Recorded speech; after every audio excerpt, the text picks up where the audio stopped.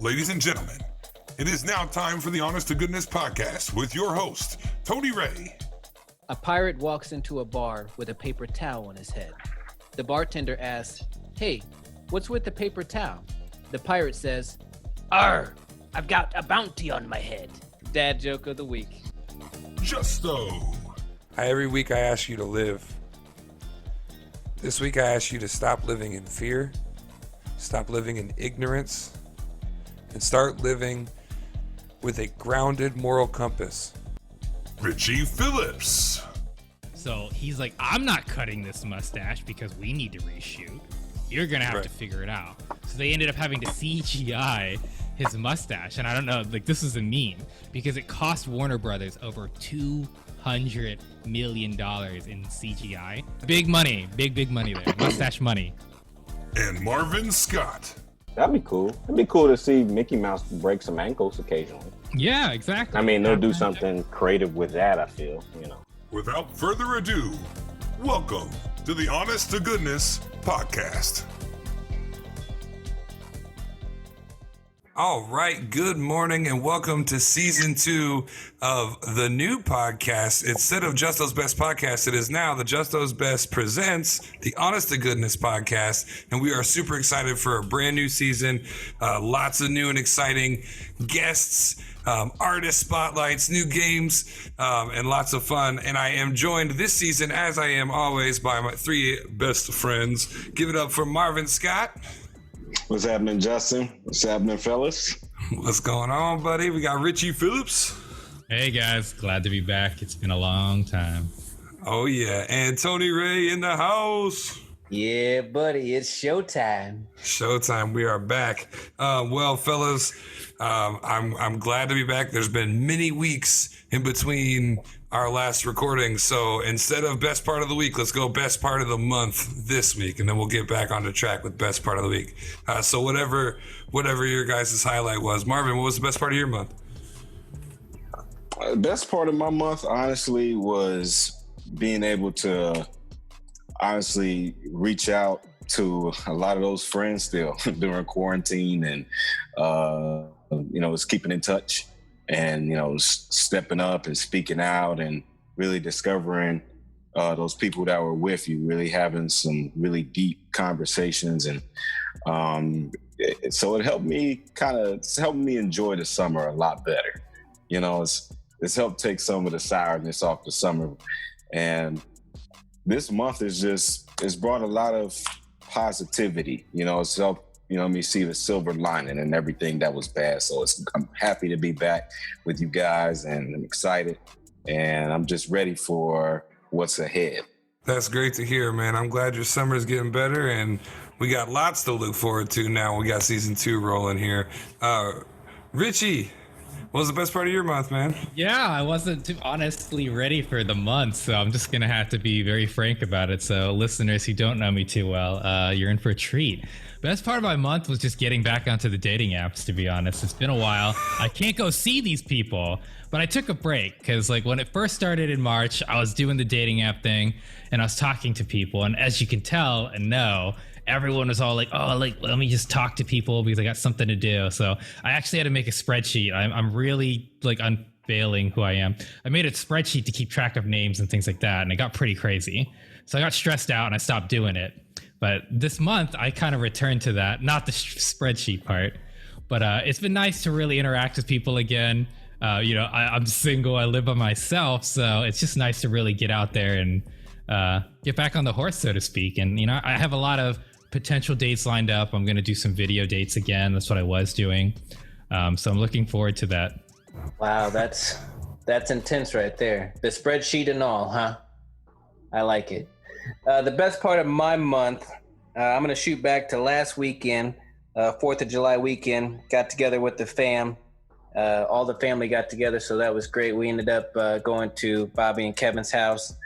We did a little bit of yard work, did some housework, ate a lot, had some pies, some hot dogs and brats and chicken and pork butt. Yes, I said pork butt. Smoked pork butt. It was real good. So that was the best part about my month. I made a spreadsheet for me to remind myself on when I need to change diapers and things. No, I really didn't. I just wanted to say spreadsheet. But anyway, that was my month. That's awesome, man. Well, I'm glad everybody had a good month. Sorry, Richie, to spring that on you. It just occurred to me. It's been a few weeks. I'm actually going to go back to the 4th of July, too. I was able to get out and do a gig, quarantine style. It was way different. As those that do know me know that I'm a karaoke DJ and a DJ host and all that. And I did book a gig for the 4th of July. It was an awesome party, a great view of the river. It was great to be out again. I'm learning about having to like over sanitize microphones and socially distance the duets and things like that. But it was a ton of fun, and it was great to be back at something I love to do. We have so much planned for everybody today. We have a special guest joining us. We have Brandon Bethel as our artist spotlight. I can't wait for everybody to hear his music and everything else that we have. So without further ado, welcome to the Honest to Goodness podcast. Don't go anywhere. We have news coming up. And now, time for news on the H2G podcast. Ladies and gentlemen, we have news for you. We have stories such as a hug tunnel, COVID, a Kansas teacher, and things that shouldn't have been said on a baseball field. Marvin, will you enlighten us on things that shouldn't be said on a baseball field? Certainly. As we all know, competitive banter on the field during baseball games is the norm between teams and typically stretches into the bleachers among the fans. But one school district in Iowa is saying the comments made during this high school game crossed the line. A black player for Charles City High School heard several bigoted comments yelled from the crowd during a game at Waverly Shell Rock High School on June 27. According to an online statement from Charles City Community School District and information from the school district's communications director, the school district didn't name the player. Jeremiah Chapman, who says he's the only black player on the Charles City High School team, told CNN that fans yelled, "You should have been George Floyd," and to get back to the fields. Chapman said he was even called Colin at one point, which he believes was a reference to Colin Kaepernick, the former NFL quarterback that was widely known for kneeling during the national anthem in an effort to protest the police brutality. Iowa resumed high school sports in June. Chapman told CNN he was excited to get back to a sense of normalcy after the coronavirus pandemic brought his junior year to a screeching halt. But after hearing several disheartening comments during Saturday's game, he was angry and hurt. "I try my hardest to have everyone like me because that's just my personality," Chapman said. "It's just hard seeing that no matter how I try, people can't accept me because of the color of my skin."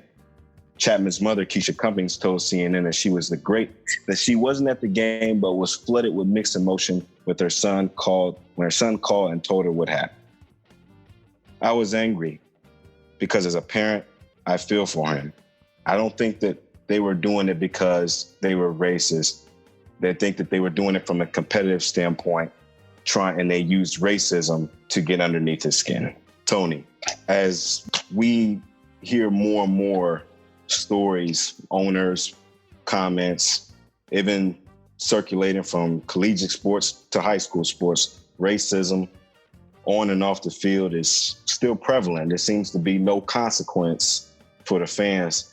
So I just wanted to ask you, what do you think should be done in terms of racial epithets being screamed at players? Well, Marvin, all of that is unacceptable, number one. That young man should not have to go through that, nor should any person, whether it's a male, female, color, no color, whatever it is. But I, if you go to sporting events and you throw anything onto the field, or you get on the field and you run around because you're butt naked, I think the same punishment that happens for those should happen to these people that are screaming these disgusting remarks. They should be escorted out. They should be banned, and they shouldn't be able to be at that sporting event, period. That's what I believe. Most definitely. There needs to be some kind of consequence. If there's no consequence, then guess what? It's going to keep happening. You get the behaviors that you tolerate. If you tolerate these behaviors, it's going to continue to happen. So things need to change. They need to turn the knob up. It needs to get hot so people understand that it's not acceptable. I have one for you and the team and our fans. Kansas teacher. So according to Fox News, a Kansas teacher had 210 photos, 31 videos of the same fourth grade girl. The teacher was a 58-year-old male found with hundreds of photos and 30 plus videos. He taught at the school for 31 years. Allegedly, the teacher conducted online searches of the girl's name 39 times. Several photos show the girl bending over and a video of the girl in black tights lifting her legs to her head. The teacher never touched her, so he is only facing stalker charges, which could be up to only 1 year in prison. Marvin, what do you make of this story, and is 1 year really enough for the behavior of this man? No, it damn sure isn't. 1 year is never enough for something that incredibly despicable and heinous. I can't describe how fast that he should be prosecuted, and not just 1 year. That's a slap on the wrist. This is somebody's daughter. You know, I think that every parent out there, you know, should really ask themselves, you know, when you send your children to school, you put your trust in the hands of these educators. And 1 year, is that really what our criminal justice system is going to? Like, what? I don't understand it. So I what I make of it is the guy, if anything, it's got to be more severe than that. That's just BS. I agree with you 100%. There definitely needs to be something, but there's stupidity everywhere. We've got rising cases of COVID, which, Richie, can you tell us a little bit more about the rising cases in COVID, please? Yeah, sure, Tony. It's been pretty crazy, and very recently, as of last Wednesday, which was right before July 4th, the United States set a new record. USA. More than 55,000 COVID cases. 55,274. The previous record was set by Brazil at 54,700. So let's just give you guys a little breakdown, even though that's, okay, well, Brazil's and US is similar. Well, let's get a little bigger here. So the United States has 2.8 million cases. So 2.8 million cases. The next highest is Brazil at 1.4. So you're talking the United States has double of Brazil. So even with Brazil setting a high number trend, the United States is at double.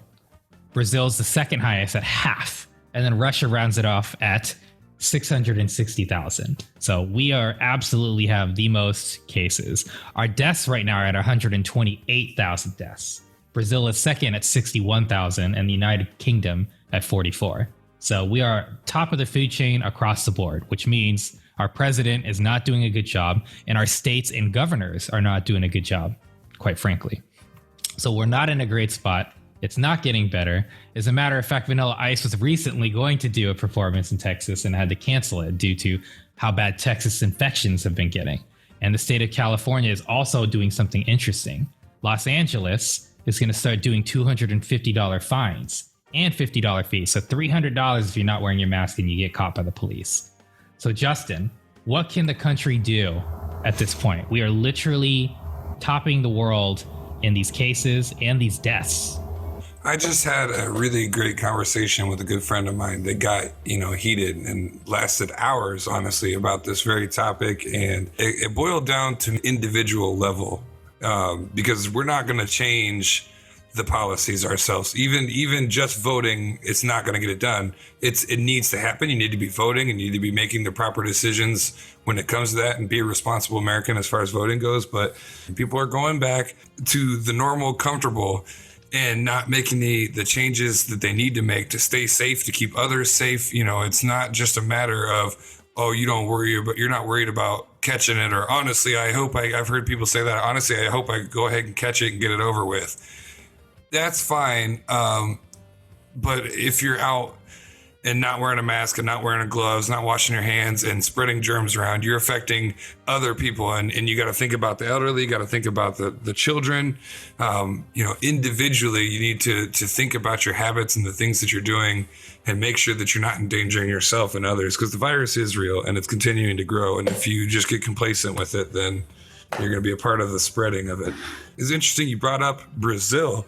They're the second highest, and as you mentioned, they're significantly lower than we are in cases. There is a story that I got from a nursing home in Brazil that had developed, it's called a hug tunnel. It's essentially like a giant plastic tunnel that has got armholes and everything so that the senior residents who are on a very strict lockdown can still see their family. You know, while that could be, you know, kind of funny, like having to hug through a tunnel and whatnot, to me, what it represents is thoughts going towards the future. And that's my question for you, Richie.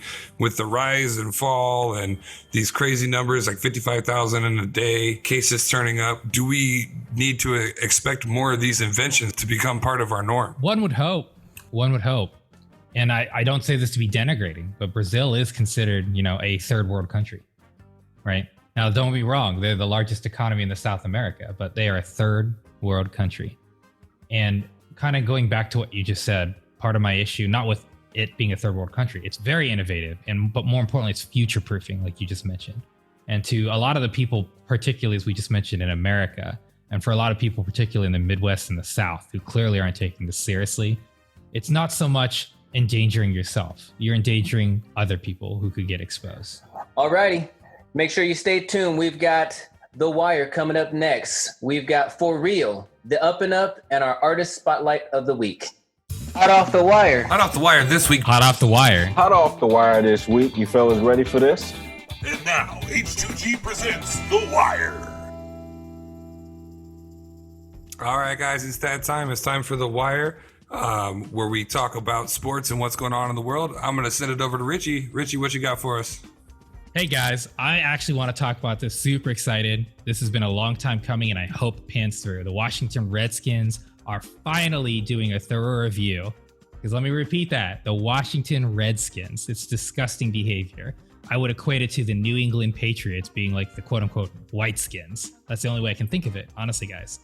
So in a statement, because of thank you FedEx, thank you FedEx, FedEx has basically said they will withdraw their funding and they will withdraw their sponsorship. So Dan Snyder, the owner, is finally reviewing it because he's always been saying it's like the heart of the team and the name has always been implied. So it wasn't just FedEx. Let me clarify, investors and shareholders like Nike and Pepsi were involved, but FedEx really rolled this sucker going because they pay them $8 million per week.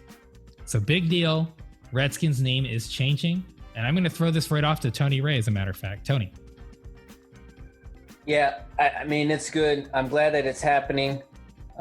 It's long overdue. I know that the Indians are thinking about changing their names too. So, I mean, it's something that needs to happen. People don't think it's a big deal, but it is a big deal. And it's hurting people. And the fact that they're changing it means that they're taking this stuff serious. And I appreciate that. Marvin, what's your take? It's a great step in the right direction. Like you and Tony were saying, it's about time. And I think that you can start to see in collegiate athletes as well as the NFL, how they're going to do a thorough review of other team names. Like Tony mentioned, the Indians. I think that when you target a group of people using a team sports name, it marginalizes them. And so you have to do a collective, you have to bring everyone together and decide how you can change this name. So I think it's about time. I think it's great. How about you, Justin? What's your take? Well, same sentiment. It's about time.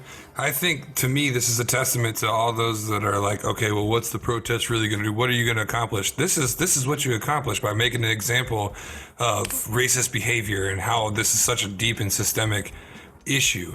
Things are being done. People are examining themselves, and I think that's great. And I think shout out to FedEx for what they've done. That was a bold move, and I appreciate it. Great. We got a lot more stories in the NFL. Let's kick it over to Tony. He's got something with Cam Newton. Tony. So yeah, I've got this story on Cam Newton. So Cam Newton was signed to the Patriots for the veterans minimum for a little over $1 million. Cam, a 31-year-old quarterback, 3-time Pro Bowler, 1-time MVP, 2015 All-Pro Offensive Player of the Year, 2011 All-Pro Rookie of the Year, a 1-time Super Bowl appearance, only gets a little over $1 million. Plagued by injury? Yes. QBR? Average? Yes. Is Cam Newton really that bad that no team wanted him? There are backup quarterbacks that make more than Cam. And Cam Newton will be the starter for the Patriots. Colt McCoy makes more. Andy Dalton makes more. Chase Daniels makes more. AJ McCarron makes more. Case Keenum makes more. Alex Smith makes $16 million to ride the bench for the Skins. So why is Cam Newton not banking right now? And do you think he really won't be the starter for the Patriots? Marvin. Well, it's unbelievable because all those quarterbacks that you just named off had never been to the Super Bowl before. And that extensive resume that Cam Newton is just a testament to that contract. I think that Cam Newton is doing a great job proving himself to his contract. And I think that New England needs, at the end of the season, needs to review Cam Newton's contract and understand that they have a quarterback that has not only been to the Super Bowl, that can lead their franchise for the next couple of years. So they need to review it, and they need to take time to give him the money. I'm going to go from the other perspective and from the man himself, Cam Newton. And to him, he said, this is not about the money. This is about respect. He feels like this is the team that respected him. I believe he probably got better money offers, and at max, he's going to get $7 million. So don't get me wrong. I'm with you in the sense of like the money perspective. There's so many unqualified people compared to him. He's one of my favorite quarterbacks. We had debates about this guy. But to me, he's saying, I feel respected at this org and I don't care about the money. So I'm cool with it personally. I mean, I like that he's at least out front about saying it's not about the money, because, you know, a lot of people's take on it is probably, well, we're talking an astronomical amount of money made each year for the sport. But that's the thing. That's the status quo. That's the money they make. And all these quarterbacks you named that are making more sitting on the bench than he will playing. I just think that is a bit ridiculous. But I'm glad he's playing for respect, and he is with a respectful organization, I would say, aside from this pay situation.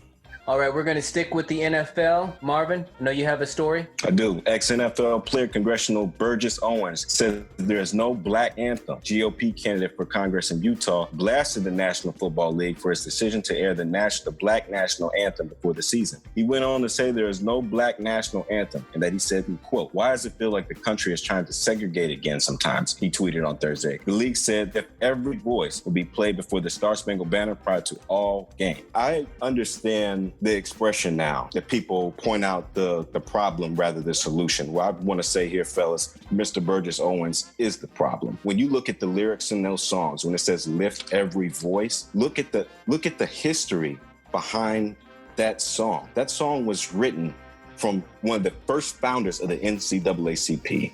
So I want to kick it around to Tony first and see what your thoughts are on the Black National Anthem being played before the game. And do you think Burgess Owens is a part of the problem and not the solution? Well, I think a part of the problem is a lot of people want to shy away from what the problem is. And all that we're trying to say here is that the Black National Anthem should be played. But playing a black anthem, it means that you're segregating or it's putting somebody in a box and someone over here. I agree that the verbiage in that song means a lot of things. And the fact that he wants to de-escalate it by saying that we're going to basically be segregating, I think he's missing the point. I understand where he's coming from, but he's missing the point of why we should play a black anthem. Yeah, my take is when you hear it at first thought, one can argue that belief. Oh, well, don't segregate things. But then when you listen to what he really believes across the board, he's just part of the problem to me. He's the type of person that says Colin Kaepernick's a Marxist and that people are not respecting the flag and things like that. So he's clearly not listening to the purpose of why these things are happening. And honestly, to say it's pandering to a race is also offensive, in my opinion. Really don't like that. All right, so I'm actually going to pull away from the NFL. I read this story out of the WWE universe. It was previously reported that Shayna Baszler was originally supposed to win the women's Money in the Bank ladder match. This was coming a month after her loss to Becky Lynch for the Raw Women's title at WrestleMania. The idea at the time was Baszler would eventually win the title by having her win the Money in the Bank briefcase match. If you guys don't know, they get a contract to WrestleMania. Vince McMahon shut that down and went a different direction, decided to go with Asuka, stating that Shayna Baszler doesn't fit his vision of a women wrestler. He also went on to say that he never understood or grasped the style that an MMA fighter should use in pro wrestling and doesn't think that it works, which is also mind-blowing to me. Richie, what do you think? What I would say is that there's two things to consider. she had an opportunity at WrestleMania and she did not perform well with the promo. Promos, for you people that don't know wrestling, are the type where you're trying to sell the tickets, sell the audience. Who are you? What makes you special? And she failed at that miserably, realistically. Now, my bigger issue is what you just said. She doesn't fit the mold. And I think that's the problem, per se, than not necessarily she wasn't able to be champion. I don't like that she didn't fit the mold in his eyes, but as a fan, I also felt she just failed her opportunity. She was supposed to win at WrestleMania and they had to cancel it because the ratings were dropping. Anything that Vince McMahon does, I've always seen is for the benefit of him and his business. Vince McMahon, from watching wrestling as a fan, as a kid, to now, he's always going to do what's best for business. His characters have said that. So I kind of have to side with Richie on this one. I think that when you have a promo and someone doesn't fit the criteria and they're not a person that can really hold that weight as a superstar, especially in the women's division, Vince is going to do what he thinks is best for business. And at the end of the day, that's what the WWE does. Basically listening to everyone's side and you reading the story, the thing that stuck out to me was the part about the mold. Like, who are you to chastise or to judge someone based off of something, or it doesn't fit exactly what you want it to be? And that just doesn't make sense to me.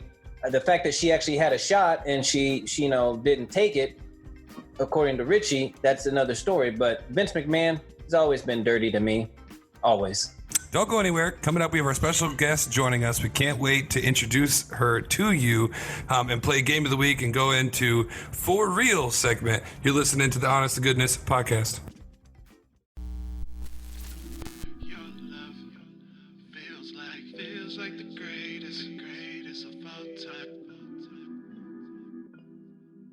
It feels like the greatest of all time.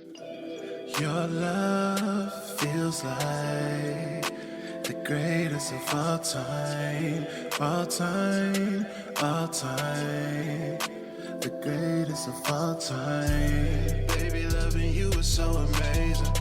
Girl, you gotta be the greatest I ever had. Ain't gotta tell you, girl, you know you bad. Damn, baby, give it to me, I need all of that. Yeah, ballin', baby, you deserve a ring. You got something about you, baby, I ain't never seen. Baby, you are more than I could dream of. This has gotta be a real love. Your love feels like the greatest of all time, all time, all time, the greatest of all time.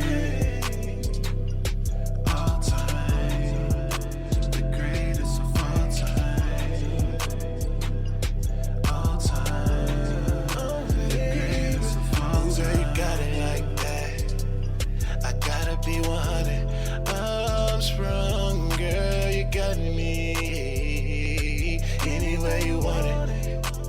There will never be another like you. No, baby girl, you got it. I did a little extra when he made you. Baby, you are more than I could dream of. It's gotta be real. Your love feels like the greatest of all time, all time, all time, the greatest of all time, all time, all time, the greatest of all time, all time, yeah, the greatest of all time.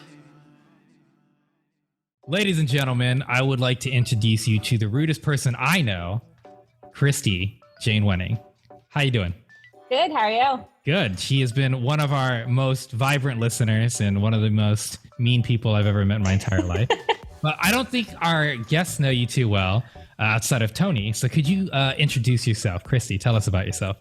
Well, from our first introduction, you know I love Harry Potter. And I also love to take naps on people that I just met. I am also Tony's sister-in-law. These are facts. Can we know anything else besides these things? I'm an accountant, so I'm pretty boring, but not, I guess. Yeah, I feel like, see, she's not even selling herself well. Holy cow. Okay, so audience, she's a lot Why do I cooler have to than sell she myself? Well, I mean, like, I feel like you're funny and you're making it out like you're not funny. I'm an accountant, I'm boring, and I'm pregnant. Come on, man. I am pregnant. That's a You are cool pregnant. fact. Yeah, you are. Actually, she's big at the house. I know I'm not supposed to say that, but she's way bigger than I thought she would be at like the month she's at. But I also don't know exactly what month she's at, so that's why it's kind of funny. Because I'm just being super sexist right now. But Just entered the 3rd trimester, so. okay, sorry, then never mind. She's where she should be, folks. I apologize. She's just Thank like you. bigger than I've ever seen her, which I know is like part of being pregnant. Also, thank you. Yeah. Man, you guys must really be friends because those are like all the lines you don't cross with women usually, and she hasn't like come through the camera to kill you. I would never say that about a woman outside of Christy. I mean, like, honestly, but we know each other so well. She helped me move to Virginia. She's one of my best friends, so it's whatever. Aw, She can help. you do love me. I do love her. She's my first wife, as a matter of fact, but that's a story. I for another am. time. Yeah, we'll have to talk about that some other day. But Christy, you had something to talk to us about, so why don't you bring it up for us? Yes. So when you're pregnant, all of these things go through your mind, like breastfeeding, blah, blah, blah, all the crappy stuff. But what if you have an ugly baby? Like, do you want to take it home? No, not honestly. Like, leave it there. I don't want it. And you want to come in and take pictures of my ugly alien baby? No, I don't want it at all. I don't want proof my baby was ugly. Actually, Tony, were you ever nervous about having ugly children? I just didn't want him to look like me. So yeah, I guess I was.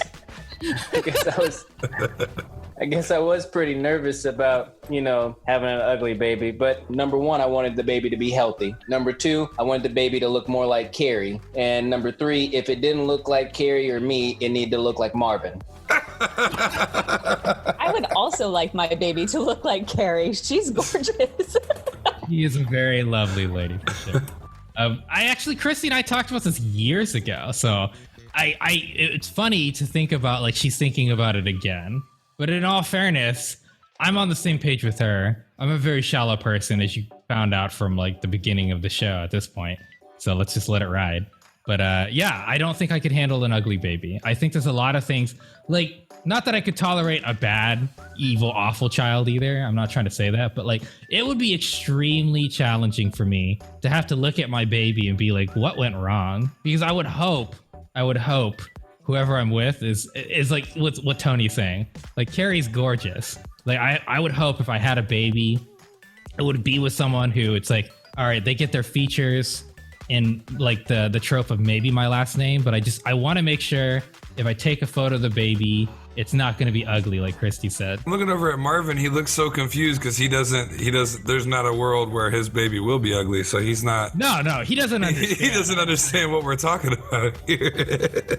I mean, I guess that's a major concern, but I definitely, either way, would step up to the plate. But yeah, I'd be a little concerned. Don't come out looking like me. Man, beauty is skin deep, y'all. Okay?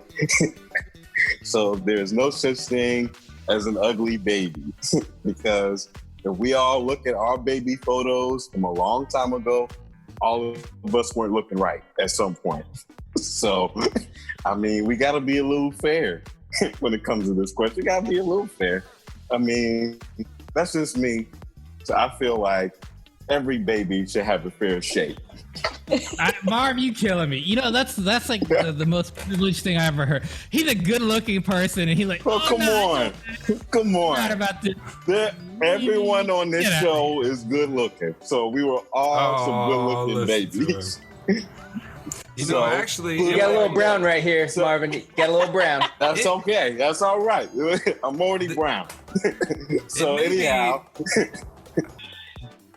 It might actually be a good thing to have an ugly baby because, like, people tell me that my baby pictures are all cute, and then you see what happened in reverse. So maybe, like, maybe you start ugly and work your way into Marvin. Maybe Marvin was an ugly baby. Me too. That's right. Me too. I was had a to work cute myself baby. into my head.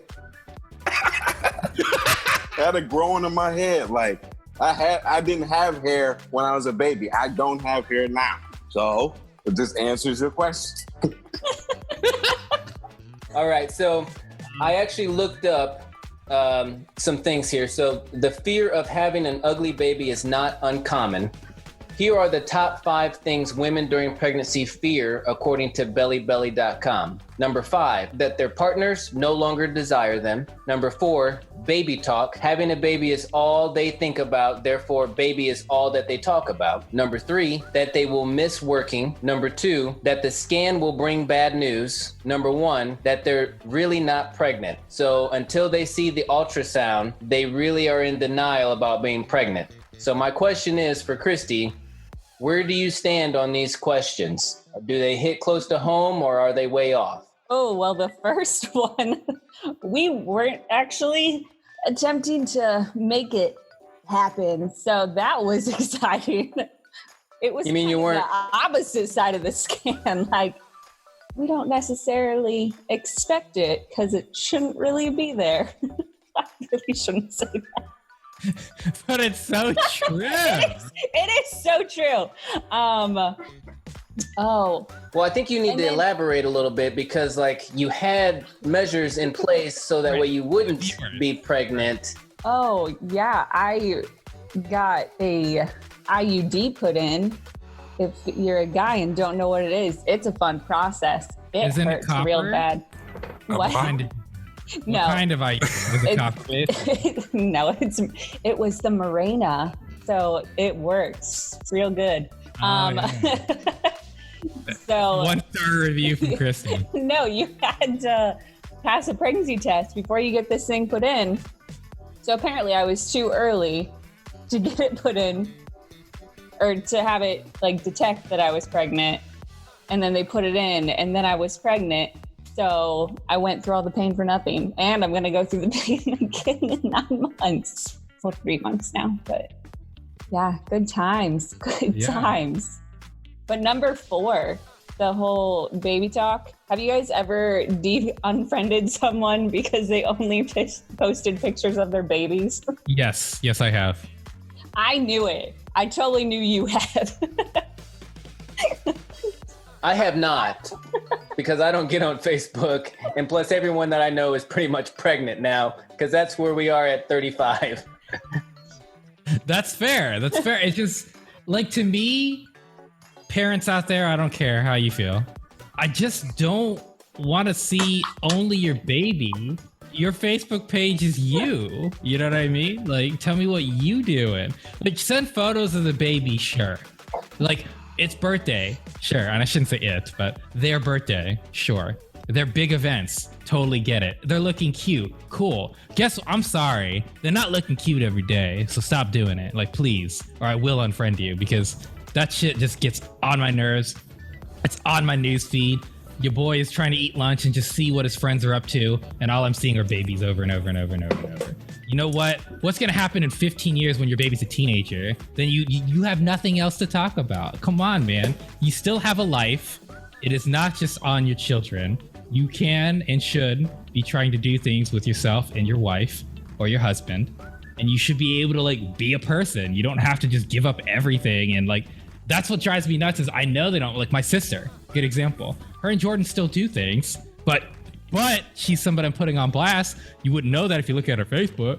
All you ever see is like the kids every 5 seconds. She posts like 30 photos a day. And she's like, hey, did you see that photo? I'm like, which one? There's like 120 in 4 days. I don't know which one you're talking about. Get out of here. I don't have time to look at all those. Through all that absurdity, please stick around. We're going to do Game of the Week with our special guest, Christy. Ladies and gentlemen, it's time for Game of the Week!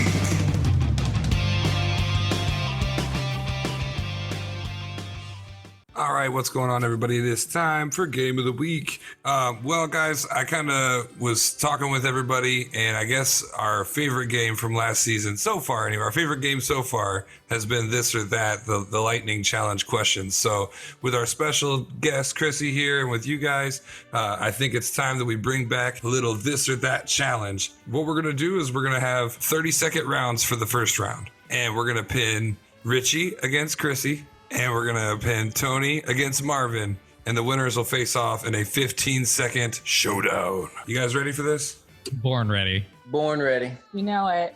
All right, so we will start with our special guest here. Richie, you got a clock set up for me, right? Absolutely, ready to go. You're going down, Philip. We'll have each question represent a point. So however many questions you get through in the 30-second round, that's your points for the first round. All right, in 3, 2, 1. Dog or cat? Cat. Netflix or YouTube? Netflix. Phone call or text? Phone call. Toast or eggs? Toast. Cardio or weights? Weights. Facebook or Twitter? Facebook. Ice cream or snow cone? Ice cream. Mobile games or console games? Console. While walking, music or podcast? Podcast, of course. iOS or Android? Oh, Android. well, that's a good one. That's, man, 9 points right off the rip. Yeah, that's why I was a little concerned when you said Christy, because she can talk a lot and really fast. So. Faster than I can ask the questions. I wasn't ready for walking there. She's gonna answer it before you even finish the question. I'm prepped to be so rude at any given point in time. Well, thank you for sparing me on that. I appreciate it. Okay, so we're gonna put Richie on the clock next. And we got 30 seconds, as many questions as you can answer. Are you ready? I'll try to beat 9. All right, here we go. In 3, 2, 1. Form or function? Form. Pop or indie? Pop. Cake or pie? Pie. Swimming or sunbathing? Sunbathing. High tech or low tech? High tech. Big party or small gathering? Big party. New clothes or new phone? New clothes. Rich friend or loyal friend? Loyal friend. Football or basketball? Football. Work hard or play hard? Work hard. Nice car or new home? New home. Got it right on the buzzer. 11. Woo! All right. So in the first round, with a slam dunk, Richie takes it over our special guest. Anything to say to your defeater there? I'd say good job, but no. Good luck in the final round.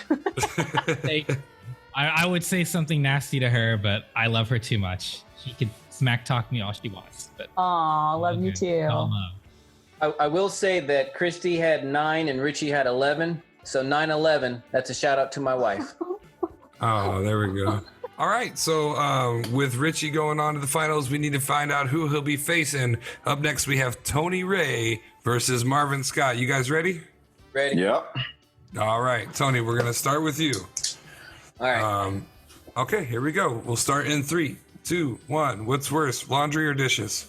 Laundry. Jogging or hiking? Hiking. Bath or shower? Bath. Sneakers or sandals? Sandals. Glasses or contacts? Contacts. Hamburger or taco? Taco. Couch or recliner? Recliner. Online shopping or shopping in the store? Online shopping. Receive email or letter? Email. Passenger or driver? Driver. Tablet or computer? Tablet. Time. Most 11. Another man, you guys have been training in the off season. That's what's going on here. I think everybody had like 7 for their first round before. Yeah, it's tough to beat those double digits today. Marvin, the bar is set high, my friend. It is. All right, so you got to beat 11. Are you ready? I'm ready. All right, in 3, 2, 1. Most important in a partner, intelligent or funny? Funny. Okay, car or truck? Car. Blue or red? Blue. Money or free time? Money. Amusement park or day at the beach? Day at the beach. At a movie, candy or popcorn? Popcorn. Pen or pencil? Pen. Toilet paper, over or under? Over. Cups in the cupboard, right side, upside down, right side up or upside down? Upside down. Pancake or waffle? Okay. Waffle. I'll give you an extra one on it because I messed up that line. Extra one because somebody fumbled that. Yeah. Somebody fumbled the question. I was like, Yeah, wait, hold right up. Does side that kind of or get upside me? down? That's not the easiest thing to read. So with the additional point on there, that puts you at 9. Unfortunately, you're going to be joining our special guest Christy in the Losers Lounge for the final round here. I'm sorry, Marvin. Give him 2 points. Give him 2 points for fumbling. That 2 way points. he has 10. 2 Yeah. points. Well, so you almost beat. Well, ladies and gentlemen, our point system is still rigged from season 1. We're something we're working on. We'll let you guys know where we're at come season 3. We'll give you 2 points. That still puts you at 10, though. That's fair enough. Fair enough. I'll join Christy. I'll watch from the stands. All right.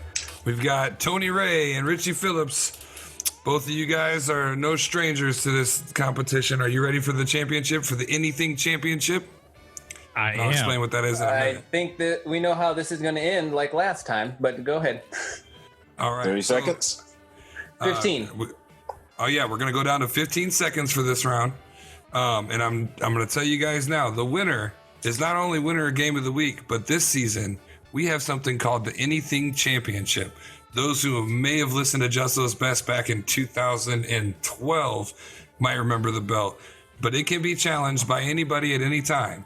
So whoever holds it, just know someone is going to challenge you next week on Game of the Week, and the stakes are up for whatever they set for you. Alrighty. We got 15 seconds on the clock. We're going to start with Tony Ray in 3, 2, 1. Coke or Pepsi? Pepsi. Coffee cup or thermos? Thermos. Blinds or curtains? Curtains. Train or plane? Plane. Phone or tablet? Tablet. Iced coffee or hot coffee? Hot coffee. Meat or vegetables? Vegetables. International vacation or new TV? New TV. Wow. 8 of them. 8 of them.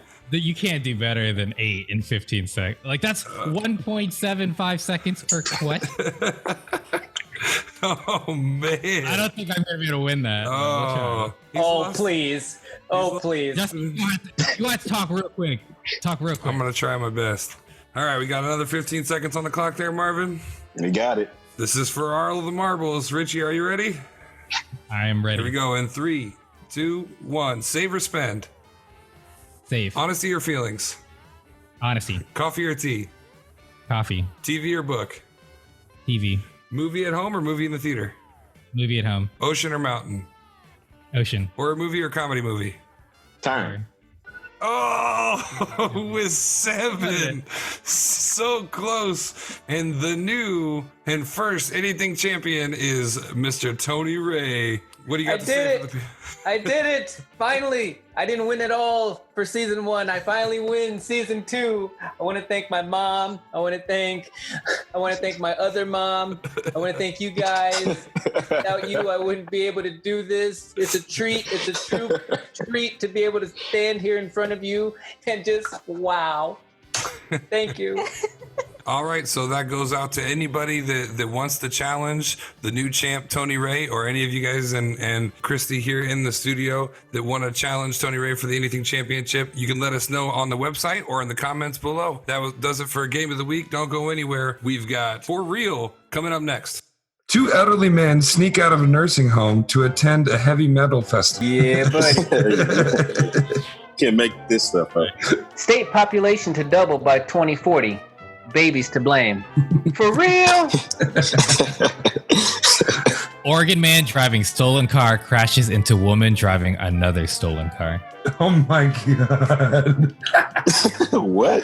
Police warn of an alligator on the loose in Michigan. In Michigan? He's lost. For real? For real? For real? For real? For real on the H2G podcast. What's happening, ladies and gentlemen? This is our For Real segment of the week. Richie, what'd you have for us? Well, I had like every white hillbilly's dream, as a matter of fact. So a Louisiana man was busted for swimming in a Bass Pro Shop aquarium.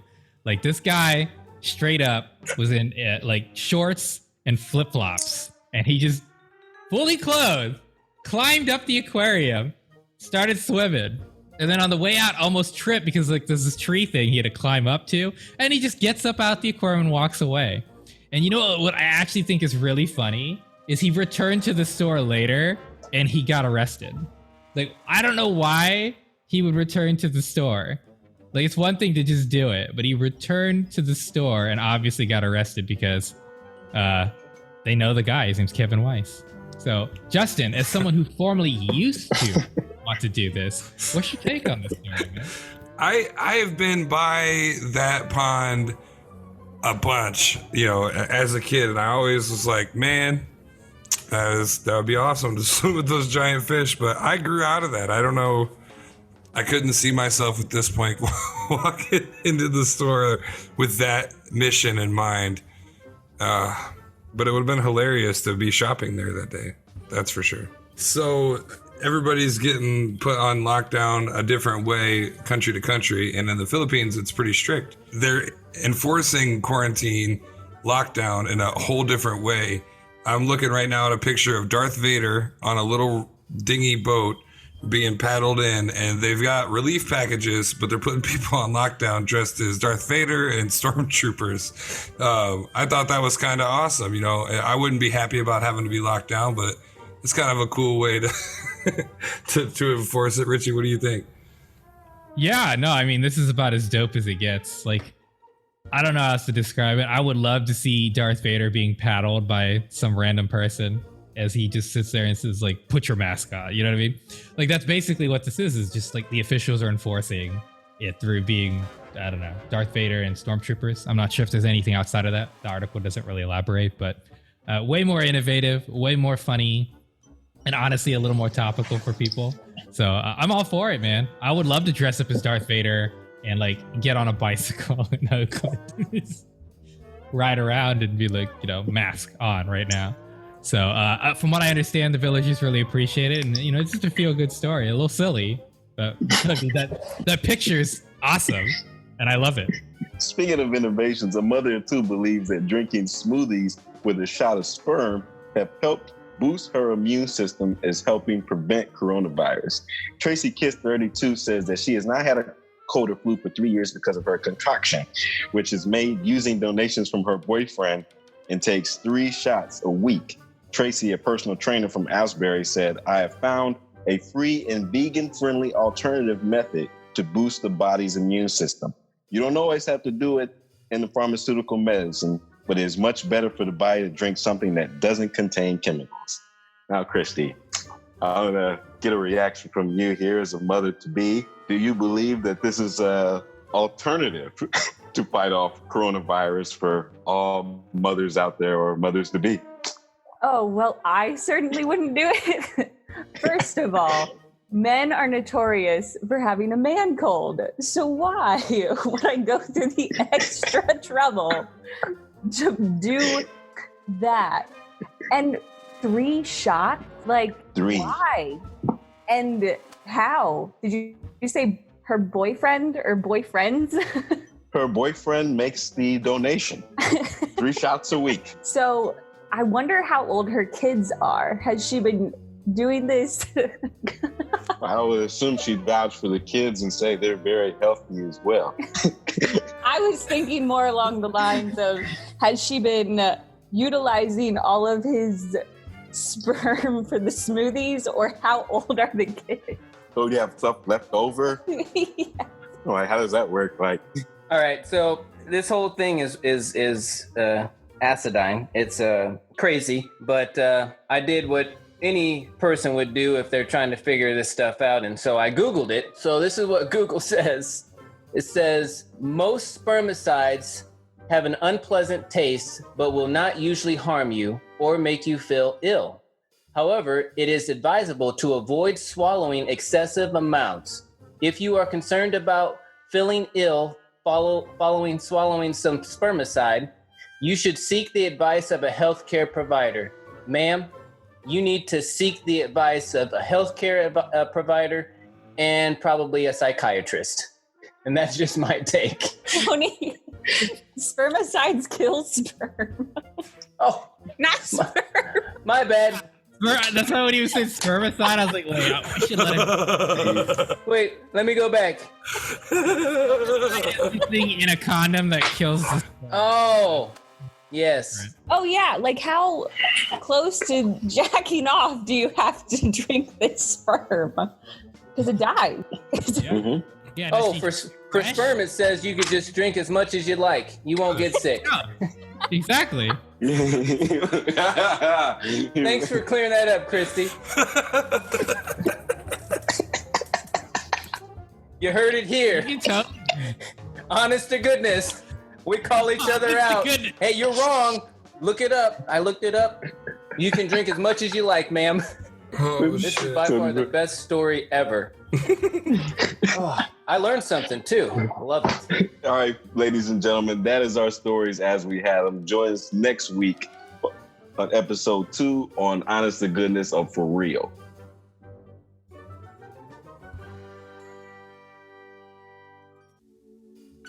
All right, folks. And on that note, we're going to have to say goodbye to Christy, unfortunately, but we will have her back very shortly, I'm sure.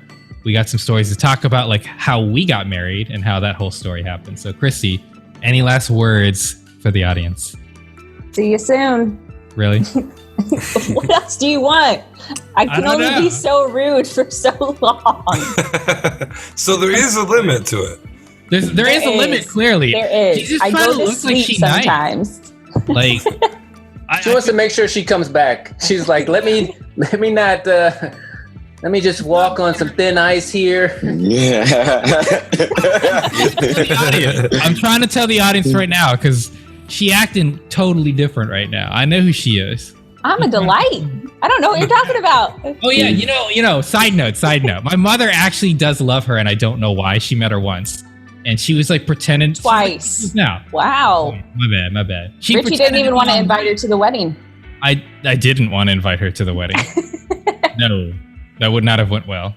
So anyhow, on that note, since she's clearly not going to give you guys a real goodbye, we will see her very soon. Yeah, I want to thank you for joining us, Christy. I hope you come back. It was a lot of fun. We'll have you back on. Yes, I had a blast. Thank you very much for having me. Yes, thank you, Christy, for teaching me what spermicide was. Any day, Tone.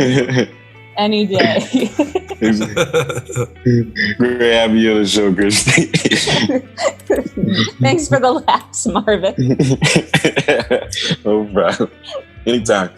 See her soon, my favorite wife. Adios. Hasta. Lights, camera, action. H2G presents The Up and Up.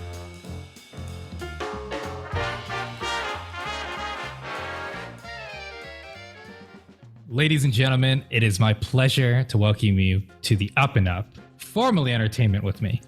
I'm very excited because I am talking about something I've been wanting desperately to see. We talked about it before. Hamilton, Disney Plus. Hit it hard, hit it strong, July 3rd. It was amazing for me. I really appreciated it. There was a couple cursings that didn't occur, but it is Disney, and I understand that. And honestly, as much as I'd love to get in my own opinion, Justin, I know you watched this, my friend. I think you watched it multiple times as we had our conversation. Please tell the people how you felt about it. It's, well, for one, if you don't have Disney Plus, don't use that as an excuse. I think, first of all, you can get a trial, but it's worth it. And Hamilton, it's just such a beautiful show, man. Lin-Manuel Miranda just made a work of art, and it's so awesome that we get to see that. I've tried to see it live, and it sells out so quick, so it's just a cool opportunity. And honestly, I'd love an opportunity to see more major productions like this that are harder to get tickets for, because it's history and a new lens, and it's just beautiful. One thing I think about Hamilton for people is I think Lin-Manuel did a great job making these songs, one, catchy, but two, different. And I don't want to say what makes them different. I want you to watch it. And I implore you, like Justo mentioned, you have the ability to at least do the free trial. This is, in my opinion, the best thing that Disney Plus has to offer right now. Marvin, why don't you tell us what's going on with 21 Savage? Rapper 21 Savage will be launching a free online financial literacy education program for youth sheltered at home during the coronavirus pandemic. 21 Savage said he wants to empower the youth and manage their money. His program will work with mobile banking service provider Chime and Everfi, an education technology platform. The rapper launched his bank account program in 2018 to teach financial literacy to teenage students across the United States. The rapper's single, A Lot, won a Grammy for Best Rapper Song earlier this year. I think this is a great story, fellas, honestly, because, I mean, you see a lot of musicians, rappers, especially in hip hop today, you see them talk about money a lot in their songs. And I think it's very important to empower the youth, seeing as how they're the leaders of our country one day. What better way to, teach them, firsthand responsibility than financial management? What do you think, Richie? I'm excited. Honestly, one of the things that made this, why I wanted to talk about this story so much, was what you said. A lot of people, like rap in general and hip hop, talks about money, etc. And like it also has that negative connotation. And yes, there are a lot of rappers who are just like terrible, vapid human beings. But this is an example of someone who's not. And this is an example of what we all talk about. We all meme about it. It's always on your Instagram and your Facebook feeds. And like, I didn't want to learn about like home economics. Like, teach me how to finance, teach me how to save, teach me these things. And this is exactly what this man's doing. And the partnership with the Atlanta mayor is also great for the Wi-Fi to make sure people have access to this. But just to kind of recap briefly what this is for people who may still not understand, it's for elementary school students, middle school students, high school students. And the program is set around those ages, right? So for like elementary kids, it's just understanding like money management. You get an allowance, put some money away. Middle school, financial future, Roth IRAs, that whole concept. That's what the middle school portion is. And then high school is budgeting and like entrepreneurship, right? Long-term sustainability. You want to open your own business. That's what this is. And I think that's incredible. I'm surprised it hasn't really getting any traction because I haven't really seen much of it in the news. But this is the type of stuff I want to see from not just, right, black entertainers or black superstars. This is what we need. This is what everyone always says, my school doesn't teach me this. And this man understands that. He came from the same backgrounds we came from. And he's saying, let me give you guys tools so you can succeed in the future. And I love it. I absolutely love it. And I know, Tony, you've got a story for us between two of the most iconic actors that I love. Why don't you tell us about what's going on with Bad Boys? Okay. So according to movieweb.com, gents, will Axel Foley meet the Bad Boys in a Beverly Hills Cop 4 crossover? That's Martin Lawrence, Will Smith, and Eddie Murphy. Can you just fathom? Can you? So according to the article, it's a tease, but there's a lot at play here. The directors for the last Bad Boys film, he will be directing the fourth Beverly Hills. Will Smith, Martin Lawrence, and Eddie were all seen out together in October of last year, which people thought was a collaboration for Will and Martin to cameo in the Coming to America 2 movie. But we all know that they're not in Coming to America 2, so what were they doing? Jerry Bruckheimer is a producer for both movie franchises. No matter what is said or written, nothing is concrete at the moment, but let's pretend that it is, and let's have some fun. So Marvin, tell me what you think about this collaboration of this magnitude for the movie and the characters. Can you see it happening? The magnitude of this would be huge. Like, I would love to see something like this. For one, the last Bad Boys movies that I saw, y'all, I felt like Will Smith and Martin Lawrence needed some help. I felt like they got to a point, just like old athletes do, where they just couldn't do certain things in the movie. So I felt like maybe just a third partner would help them solve cases just a little bit more smoothly, And Martin Lawrence, I mean, Eddie Murphy could come in and just really make this probably one of the best comedic cop movies of all time. I would love to see the collaboration. You're talking about one of the three timeless actors of all time, putting them in the same movie. I much rather would see that collaboration than a Coming to America 2. That's just me right now. Justo, I hear you got a little story for us here. Actor Jason Statham has turned down the Marvel Cinematic Universe, and it made some headlines. The Hollywood Reporter, however, explained his take on it. Jason Statham told the Hollywood Reporter that he thought that Marvel overused CGI.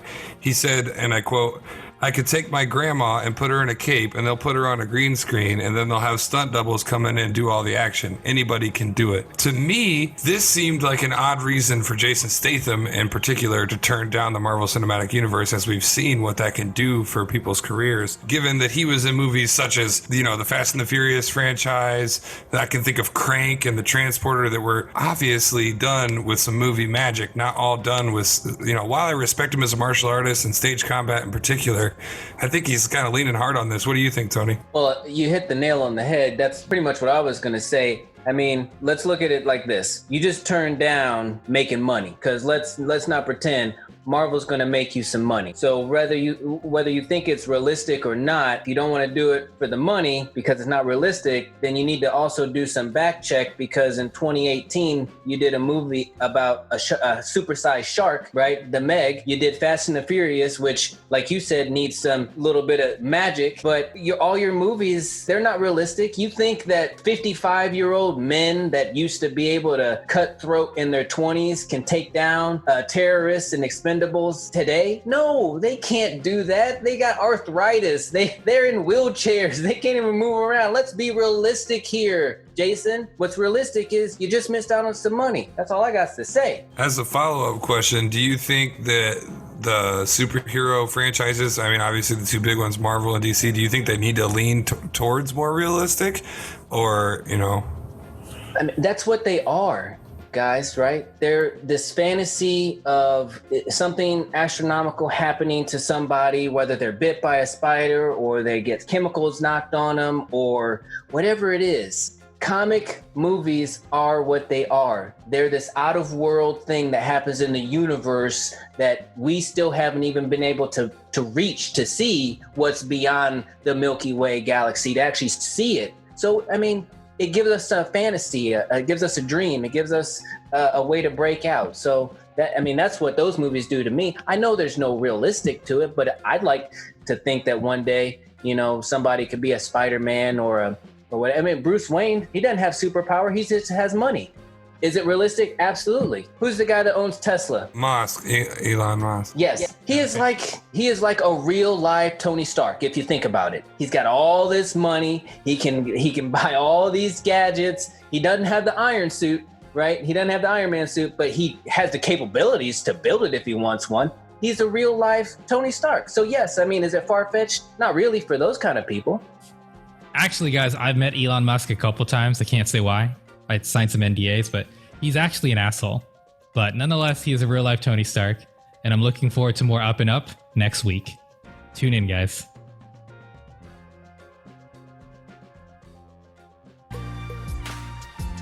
And now, an excerpt from Ocean Gypsy, an audio adventure by one of our Season 1 artist spotlights, Abigail Linhart. I'll get the kettle on. You go get her some blankets and a dress from my closet, she ordered Lily. Lily crashed into the rocker by the fire, her hair a matted mess from the wind.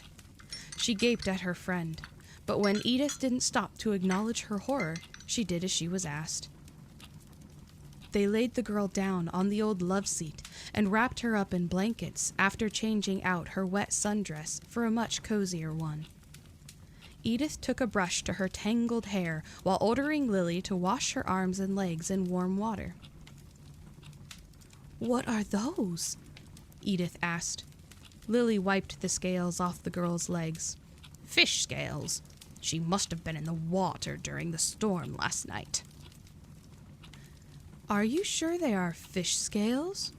Edith asked, looking at the rainbow scale in the bowl. "What else would they be? We used to get scales stuck to us when we went swimming," Lily grumbled. "Why don't I wash and brush her hair?" "No, don't do that," Edith said quickly.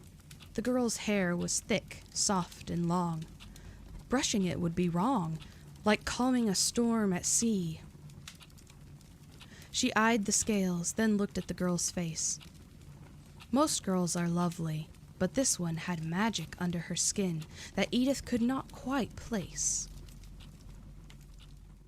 All right, guys, welcome back to the Honest Goodness Podcast. It's time for the Artist Spotlight. We're joined today out of Porter, Oklahoma. We have Brandon Bethel. Brandon, how you doing, man? I'm pretty good, man. How about yourself? I'm doing fantastic. It's a new season. Awesome. We got a new artist, man. I'm excited for everybody to meet you.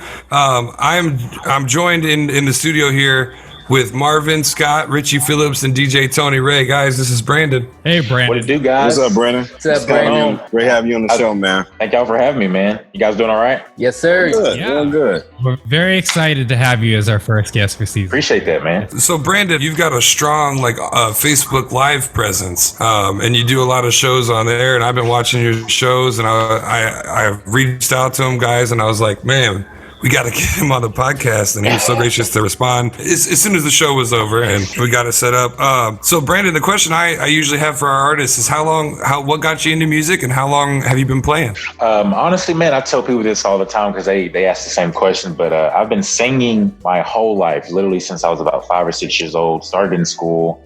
And I remember back in the day, before puberty hit and my voice was like still high, I sang the national anthem at little school gatherings and all kind of stuff. And man, as I got older, I stuck with it, singing in church and everything, man. That's where it all started for me. And I've always loved country music.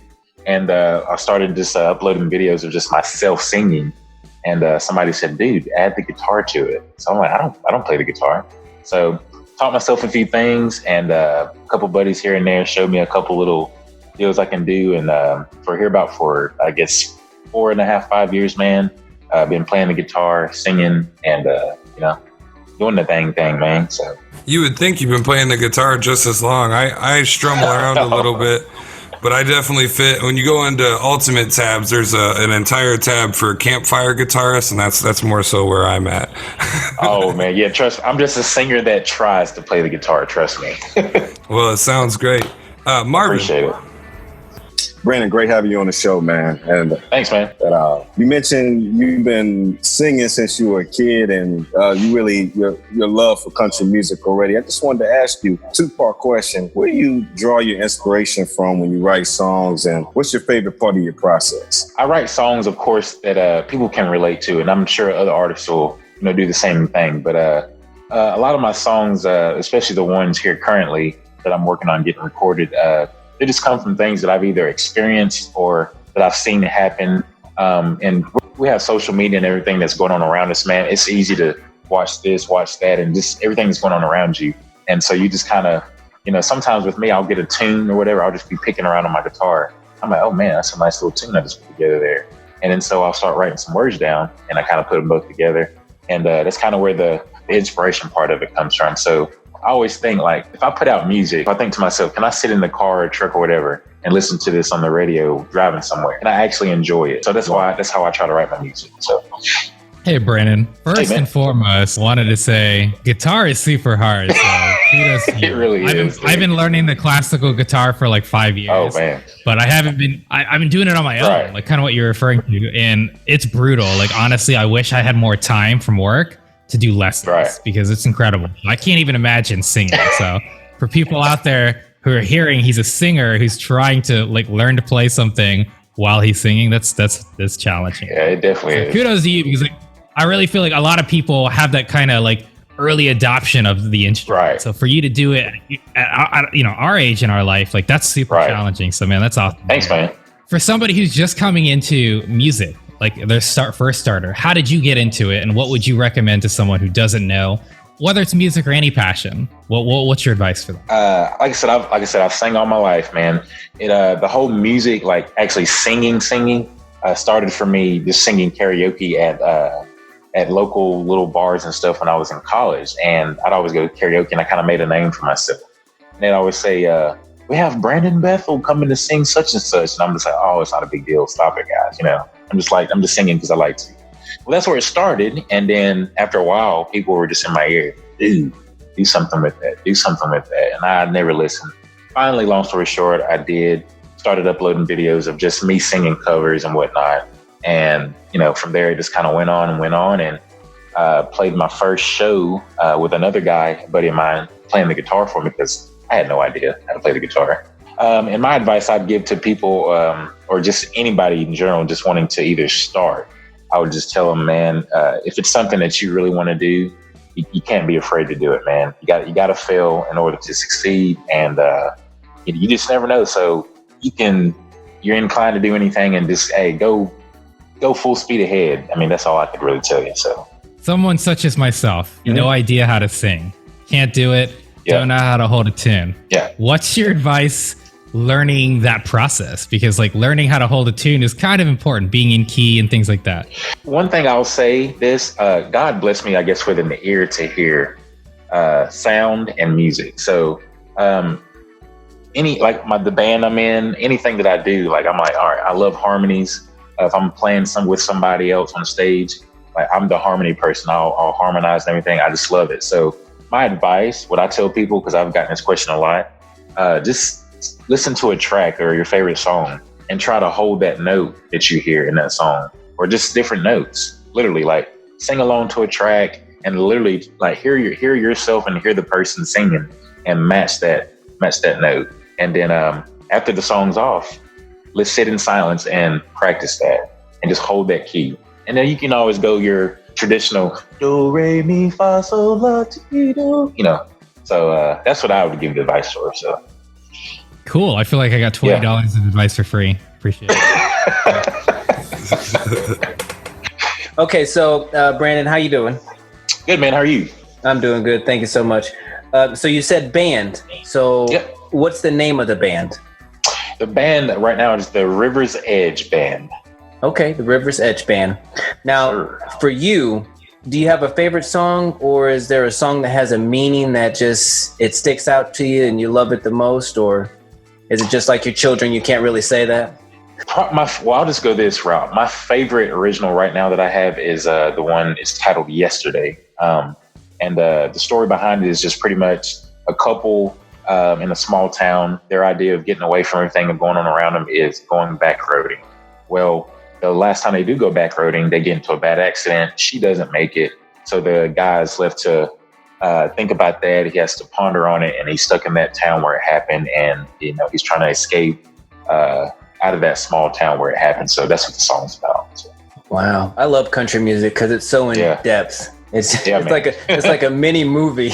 Yeah, I'm like, I want to hear it right now. Just you talking about it. It's funny you say that. Like, I got a guy that's wanting to make a music video for it, so we're trying to set that up in the process as well. So yeah. Okay. All right. Yeah. Awesome. I got one last question. Yes, sir. Yes, sir. If you could have dinner with any 3 people, dead or alive, who would it be and why? Wow, that's the first time I've ever been asked something like that. I like it. You're welcome. 3 people, any 3 people, dead or alive, having dinner. Wow. One, I would probably say Chris Stapleton, Charlie Pride, and Tori Kelly. And the why? The Tori Kelly? Dude. I'm just going to put that out there. Tori Kelly is literally my future wife, but she doesn't. She not only has the looks, but the girl can sing, man. Chris Stapleton, man, he's a phenomenal songwriter. I could get songwriting tips from him. And then just like the way he goes about writing his songs and just talking to him on the level, he's an amazing guitar player. And then of course, Charlie Pride, man, which I feel he kind of, paved the path for African-American country singers as myself. Darius Rucker, aka Hootie, Mr. Jimmy Allen. I could go on, Aaron Vance, Milton Patton, a couple of underground singers. So I definitely would want to pick Charlie Pride's brain for a couple minutes. So, yeah. So Yesterday, you've got me intrigued. Is there any chance that you'll play that for us today? Dude, yeah. I it's in the process of making my house dog proof. I had to go grab my guitar. So yeah, sure. I can go ahead and get her out. Her name's Kaylani, by the way. So if y'all were wondering. Oh, awesome. All right. So for the Honest to Goodness Podcast Artist Spotlight, we have a song called Yesterday by Brandon Bethel. Take it away, Brandon. Yes, sir.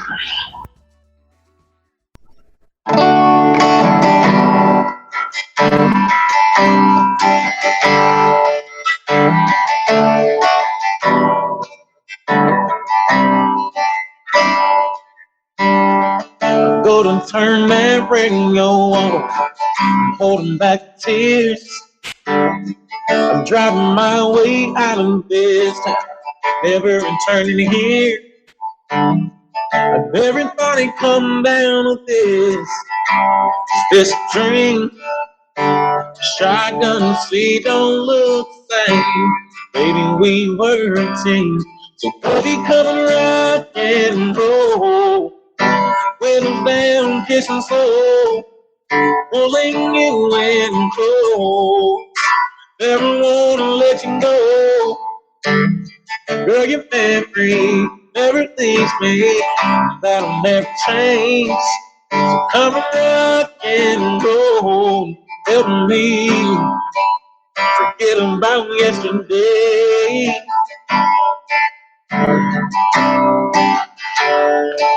Ooh, yeah. Those eyes, that smile, baby, I wish you could have stayed a while. Yeah, I need you, and I'm through doing things that I'm gonna regret. Those times thinking to myself, why am I here alone? I'm driving down Main Street, now you're gone. I listen to the radio, I hear a song. So baby, come and rock and roll. Windows down, kissing slow, pulling you in close. Never wanna let you go. Girl, you're memory, everything's made. That'll never change. So come and rock and roll. Help me forget about yesterday. Yeah.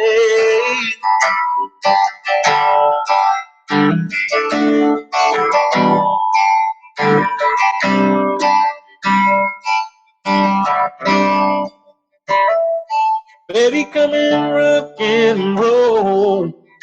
Windows down, kissing slow, pulling you in close. Never wanna let you go, so baby, come and rock and roll. Windows down, kissing slow, pulling you in close. Never wanna let you go. Girl, you're every, everything's made. That'll never change. Come and rock and roll. Help me get about yesterday. Ooh, get about yesterday. Yeah. Awesome. Yesterday. Thanks, man. Appreciate it. Yeah, again, Yesterday by Brandon Bethel. Man, I love watching you perform. And like I said, I started following you on the live shows that you do on Facebook.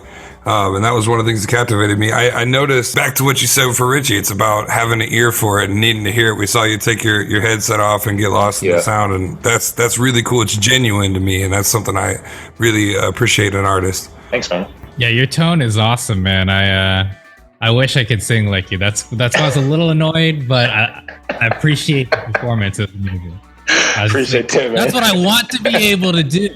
Yeah, and it's a lot of people don't realize how difficult it is to like actually sing and play at the same time, because you got to have your rhythm and you, like you said, tone and all that. So yeah, it's definitely something to definitely work on, which I still do myself to this day. So yeah, Brandon, it was like we weren't even here, man.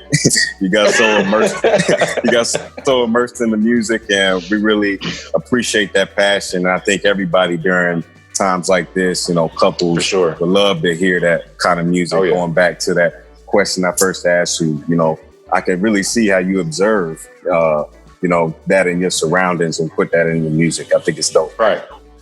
Yeah, I asked for your favorite original, and I got your favorite original, and it was perfect. I appreciate that, dude. Thanks, my man. Yes, sir. Well, Brandon, I want to thank you again for coming on the show, man. I hope that we can have you back. For sure, yeah. Awesome, and we look forward to some future releases and getting some of your music into our rotation so people can continue to hear Brandon Bethel. Ladies and gentlemen, that was Brandon Bethel on the Honest to Goodness podcast Artist Spotlight. Don't go anywhere. We have the last word coming up.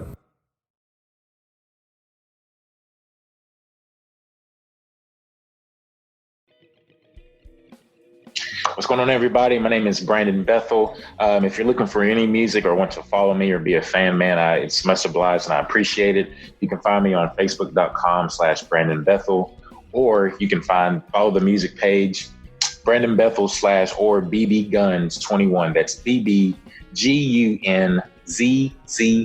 the number 21. Go over to Instagram, give me a follow there, Brandon Bethel Music. And also, while you're on Facebook as well, any other music that I'm a part of, there is my band, the River's Edge Band. Go give us a like and a follow. And also, Brothers Rebellion Music. It's a little quartet group I'm a part of. Won't want to miss that. Go give us a like and a follow as well. Appreciate you guys. All right, ladies and gentlemen, this is our final segment of the show, The Last Word. I want to thank you all for tuning in today to our new season, Honest to Goodness. I want to thank the fellas for being them as usual. I want to thank you all for tuning in this week. I want to thank Christy for being on our show today. And I just want to leave you all with a piece of advice. Develop your compassion, and no matter what, continue to keep persistent. Don't give up. Continue to put yourself in other people's shoes, and you understand that we're all trying to get to a common goal, common traits. We're all trying to live. And I want to kick it around the horn one at a time, and you guys let me know, let the folks out there, what's on your mind. Give them the last word. Tony. All right. Thank you, Marvin. I want to thank Brandon Bethel for coming on the show. Great country artist. Make sure you hit him up on Facebook. You can also catch his band, the River's Edge Band. I also like to thank Christy for coming on the show and lighting it up a little bit. I'd like to thank everyone that's listening, taking the time this Monday to spend it with us. I want to thank each and every one of you gents, because we're back at it again. We're able to have some fun, get some opinions going, talk about some stuff that we never thought we would talk about, like what you'd put in a shake to kind of fight off COVID, maybe going down a tunnel to hug, all those kinds of things. The world is changing. Remember, the world is changing. So be the change that you want to see. Don't hate something just because you don't understand it. Understand it, and if you don't agree with it, at least still respect it, because sometimes other people's beliefs don't correlate with what you believe, but you don't have to be that person to outcast other people just because of their beliefs. And that's the last word. Justin. Well, fellas, I want to definitely thank you for coming back and doing another season. I'm excited for where we're going to go with this. A big thank you to Brandon Bethel. Make sure you check out his music, like Tony said. Incredible artist. A big thank you to Christy. Hope we have her back on as a special guest yet again. For this week, I just want to encourage everybody to find that, like, I'll go all the way back to our beginning thoughts, our best part of the month. Marvin talking about finding the fun of the summer finally. You know, just because things are changing, like Tony said, and just because there's so much going on in the world doesn't mean that you can't enjoy yourself. You can handle all of this. You can fight for what's right. You can stay clean and wash your dang hands, and you can have fun and enjoy life a little bit. So I encourage you to push that direction. Live, laugh, love like it's your last, and that's my last word this week. Richie. First of all, I'd like to thank Brandon for coming on. Incredible country artist. I'm not a huge country fan. I've said that multiple times on this show, as a matter of fact. But I love his passion, and I love anybody who's willing to try to learn a guitar in their later portions of life, like myself. It's super challenging, and he's just incredible. And I'm really hoping his band will come by sometime, and we can get like an even further enjoyment from Brandon. That would be really great. Really want to thank Christy as our first special guest, and as hard of a time I've been giving her, I love her to death. She's one of my best friends. I don't know what I'd do without her. So thank you for coming on, Christy. Really appreciate it. And to the fellas, appreciate you guys. It's been a long time, man. We got some good bloopers, so you guys will be able to look forward to that. Thank you to the audience. I know the show's changing. I know there's a lot of things going on, but just bear with us while we do this, because we creatively, we want to change, we want to express ourselves, and we want the show to evolve, and we want you guys to help us. Give us your opinions, give us anything you think is going well, give us your feedback. We're willing to adjust as necessary. So hopefully you guys had a great time. I know I did. That's my last word. I want to thank Brandon Bethel for coming on to the show today. And on the contrary to Richie, I actually do love country music, and I love what Brandon brought to the table. And we're looking forward to not only him coming back, but his band coming back and hanging out with us. And we know you folks are looking forward to it too. This has been the Honest to Goodness podcast. We're looking forward to seeing you all next week.